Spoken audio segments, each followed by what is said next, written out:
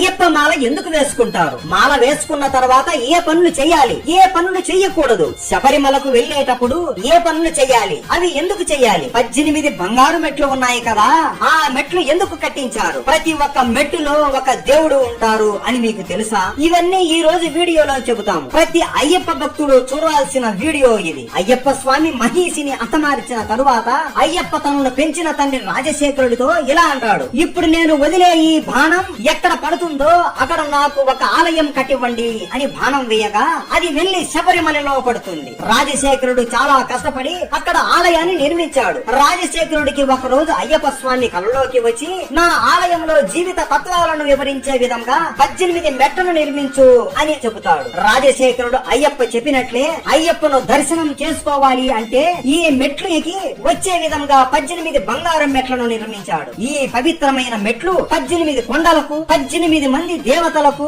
మరియు 18 తత్వాలకు ఆనవాలుగా ఉన్నాయి. మొదటిగా 18 కొండలు ఏవి అంటే ఇంజిపారమల, కలైకట్టిమల, పుదుచ్చేరిమల, కరిమల, తలైపారమల, దేవర్మల, శ్రీపాదమల, మైలాండుమల, మాతంగమల, కల్కటి మల, చిత్రాంబలమల, సుందరమల, నాగాంబలమల, గౌండమల, నీలకల్మల, నీలిమల, పొన్నాంబలమల మరియు శబరిమల వంటి కొండలను 18 మంది దేవతలైన వినాయకుడు, శివుడు, పార్వతి, కుమారస్వామి, బ్రహ్మ, విష్ణువు, రంగనాథుడు, కాళి, యముడు, సూర్యదేవుడు, చంద్రదేవుడు, కుజుడు, బుద్ధుడు, బృహస్పతి, శుక్రుడు, శనిదేవుడు, రాహువు మరియు కేతు అనే దేవతలను మరియు 18 తత్వాలు అయిన చూడడం, వినడం, సువాసన, రుచి, స్పర్శ, కామము, దురాశ, క్రోధము, లోపము, మోహము, మదము, మత్సర్యము, దాంభికము, సాత్వికము, రాజసము, తామసము, విద్య, అవిద్య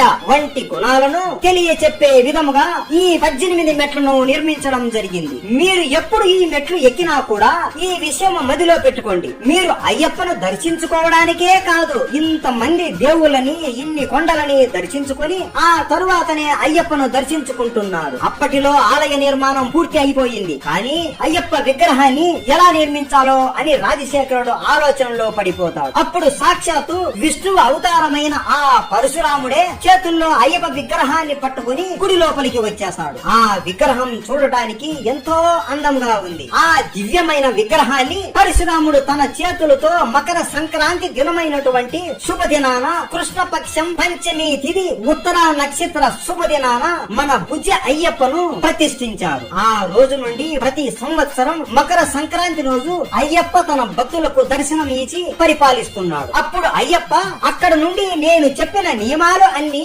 భక్తితో పాటించి నన్ను దర్శించుకుంటే వాళ్ళని నేను అనుగ్రహిస్తాను అని విగ్రహంలోకి వెళ్లిపోతాడు. అయ్యప్ప 2 కాళ్ళు ముడిచి కూర్చున్నట్లుగా ఉండి కుడి చేతిని కుడి మోకాలు పైన ఉంచి ఎడమ చేయి భక్తులను దీవించేలాగా ఉంటుంది. అంటే తానే శరీరం అన్న వారికి అభయం ఇచ్చే అద్భుతమైన రూపం ఇది. కానీ నా అయ్యప్ప ఎంతసేపు ఇలా కూర్చొని ఉంటాడు, ఆయనకి కాళ్ళు మరియు నడుము నొప్పి వస్తుంది అని భావించిన రాజశేఖరుడు ఒక యోగా పీఠాన్ని తయారు చేపించి ఆ పీఠాన్ని అయ్యప్ప నడుముకి కాళ్ళకి బిగిస్తాడు. ఇప్పుడు అయ్యప్ప మాల వేసుకున్న భక్తులకు దీక్షా విధానాన్ని వివరిస్తాము, వినండి. మొదటిగా భక్తులు గురుస్వామి ద్వారా మాల ధరించి ఉపదేశం పొంది బ్రహ్మచర్య పత్రాన్ని పాటించాలి. మసాలా పదార్థములను పూర్తిగా ఆపివేయాలి. సత్యము, ధర్మము, అహింస వంటి విషయాలను పాటించాలి. శబరిమలకు వెళ్లే భక్తులు నీతివంతులుగా, సహనవంతులుగా ఉండాలి. తమ శరీరాన్ని కష్టపెట్టి ఒక్క మండలము దీక్షతో ఉండాలి. ప్రతిరోజు ఉదయం మరియు సాయంత్రము చల్లనీటితో స్నానం చేసి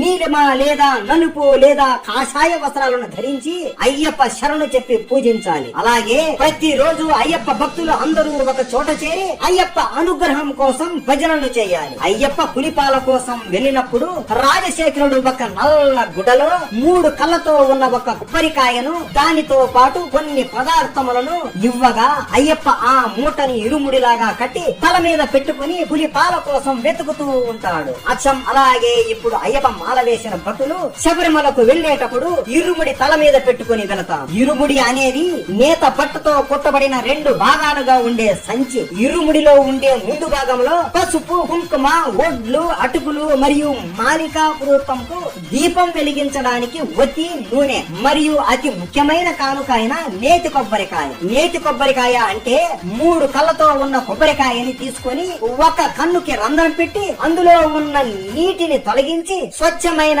నేతితో నింపిన కొబ్బరికాయని నేతి కొబ్బరికాయ అని అంటారు. ఈ కొబ్బరికాయ శివుడిని మరియు మోహినిని గుర్తు చేస్తుంది. ఎలా అంటే కొబ్బరికాయకు 3 కళ్ళు ఉంటాయి కాబట్టి ఆ కొబ్బరికాయను శివుడిలా భావిస్తారు. లోపల ఉండే నేతిని మోహినిలా భావిస్తారు. తన తల్లిదండ్రులను గుర్తు చేసే ఈ ప్రసాదం అంటే అయ్యప్పకి చాలా ఇష్టం. ఇరుముడిలో ఉండే వెనుక భాగంలో పసుపు, బియ్యము, పప్పు, బెల్లం వంటి పదార్థములు ఉంటాయి. ఈ ఇరుముడిని తల మీద పెట్టుకుని అడవి మార్గంలో వెళతారు. మధ్యలో ఆకలి వేస్తే ఈ పదార్థములతో ఆహారం చేసుకుని తింటారు. ప్రయాణంలో కొద్దిగా ఇరుముడిలో ఉన్న పదార్థములు తగ్గుతున్నట్టు వాళ్ళ అహంకారం కూడా తొలగిపోవాలి అని అయ్యప్ప భావిస్తాడు. అలా ప్రయాణం మొదలు పెట్టిన భక్తులు అందరూ ఎరుమెలే అనే చోట అందరూ కలుస్తారు. ఎరుమెలేని శబరిమలకు ప్రవేశ ద్వారం అని చెప్పుకుంటారు. ఇక్కడే అయ్యప్పకు మిత్రుడైన వావర స్వామి మస్జిద్ ఉంది. భక్తులు అందరూ వావర స్వామికి నమస్కరించి విభూది తీసుకుంటారు. ఈ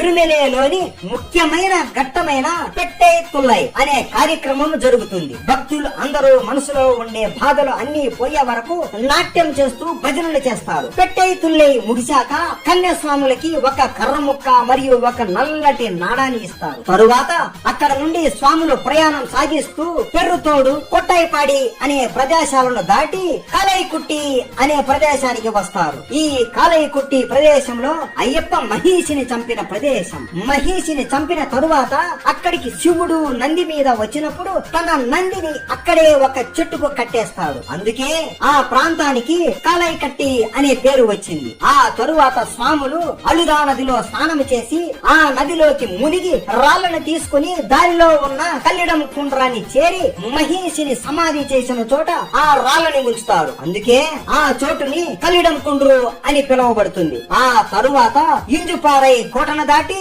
ఉడుంబారై కోటలో శ్రీ భోగనాథుని పూజించి విభూది అనే భస్మాన్ని తీసుకుంటారు. తరువాత శబరిమలకు వెళ్లే దారిలో పవిత్ర నది అయిన పంబా నదిలో స్నానం చేస్తారు. ఈ నదిలో స్నానం చేస్తే అప్పటి వరకు జీవితంలో చేసిన పాపాలు అన్ని తొలగిపోతాయి అని స్వాములు భావిస్తారు. ఆ తరువాత వినాయకుడిని పూజించి శబరిమల పైకి యాత్రకు ప్రారంభిస్తారు. అప్పాచి మెట్టు దాటి ఆ తరువాత నీలిమలని చేరుకుంటారు. ఆ తరువాత శబరి పీఠాన్ని దాటి మహిషముఖి కోసమే సరంకుత్తి అనే చోట ఉన్న మర్రి చెట్టుకి కన్యస్వాములు తీసుకువెళ్లిన కర్ర ముక్కని గుచ్చి నల్లటి దారాన్ని కట్టి నమస్కరిస్తారు. ఇలా ఎందుకు చేస్తారు అంటే అయ్యప్ప లీలావతికి ఒక మాట ఇస్తాడు.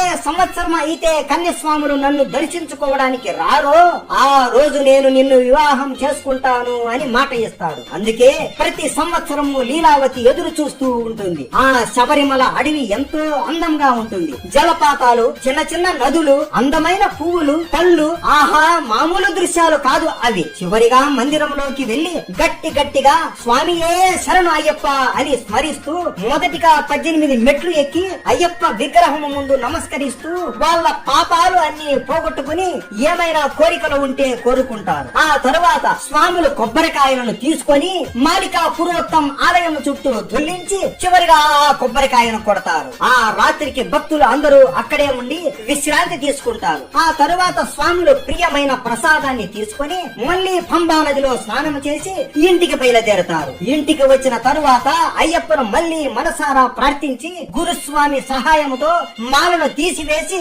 దీక్షను ముగిస్తారు. ఈ రోజు మీకు తెలియని విషయాలు తెలుసుకున్నారు అని భావిస్తున్నాము. ఆడవాళ్లు శబరిమలకు ఎందుకు వెళ్ళకూడదు తెలుసుకోవాలి అంటే చెప్పండి, దాని మీద కూడా వీడియో చేస్తాము. మన అయ్యప్ప స్వామి భక్తుల కోసం ఎంతో కష్టపడి ఈ వీడియో చేశాము. మీ సపోర్ట్ మాకు కావాలి. అందరూ లైక్ చేసి సబ్స్క్రైబ్ చేసి షేర్ చేయండి. స్వామియే శరణమయ్యప్ప.